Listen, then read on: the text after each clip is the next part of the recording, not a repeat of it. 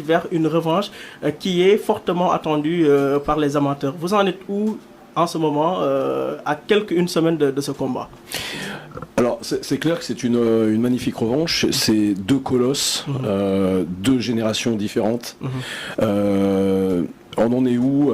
Tafatine a fait une grosse préparation dans notre club en Côte d'Ivoire, où vous l'avez vu, il s'est transformé au niveau physique. Il y avait un gros travail à faire avec Tafatine. Il a eu énormément de courage, beaucoup de volonté, et on a coupé un peu son entraînement pour des raisons mystiques et autres d'un mois. J'aurais aimé qu'il continue. L'aspect mystique, bon, on va en reparler. Mais bon, voilà, je respecte ce que veut faire l'athlète avec ses équipes, mais il a fait de gros progrès. Et en ce qui concerne Bombardier, que je connais aussi depuis très longtemps, puisque Bombardier est certainement le lutteur sénégalais le plus connu dans le monde, de par ses exploits aussi dans le MMA.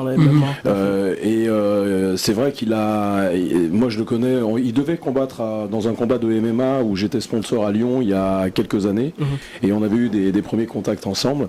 Et je suis vraiment très heureux, très fier de collaborer avec Loun et de supporter Loun Production, qui lui est vraiment l'expert de la lutte sénégalaise. Moi, je suis expert dans le fight en général, et plus particulièrement le K1, le kickboxing, le MMA, la boxe thaïlandaise, le karaté, le judo, etc.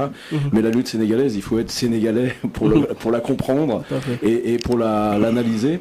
Et donc c'est ce partenariat que j'ai fait avec Loun, comme de vrais frères d'armes.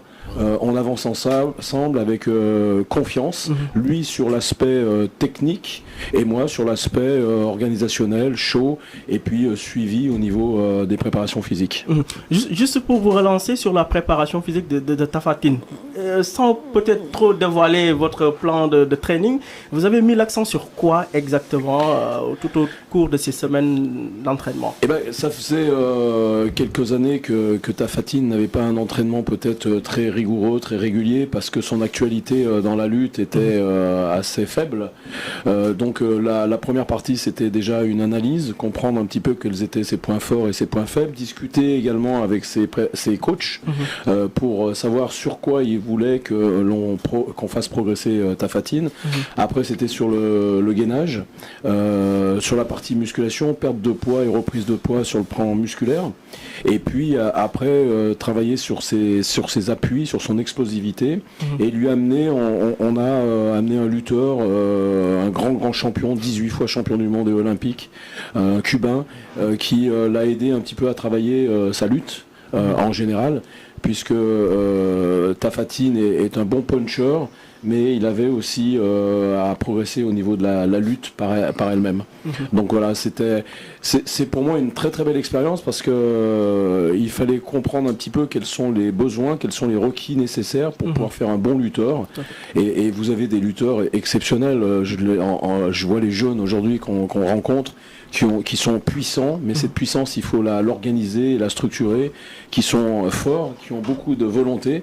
Et il faut, encore une fois, les encadrer, planifier leur entraînement, rester beaucoup plus, parce que ce que j'ai détecté un petit peu, c'est que on se cache déjà derrière un peu des fois les marabouts. On a l'impression que c'est eux qui vont faire la magie, mais la réalité, c'est que c'est vraiment le lutteur en fait, dans sa préparation physique et dans sa perception qu'il doit améliorer au niveau de l'intelligence du combat dans la lutte. Ils ont un gros travail à faire là-dessus. C'est très important.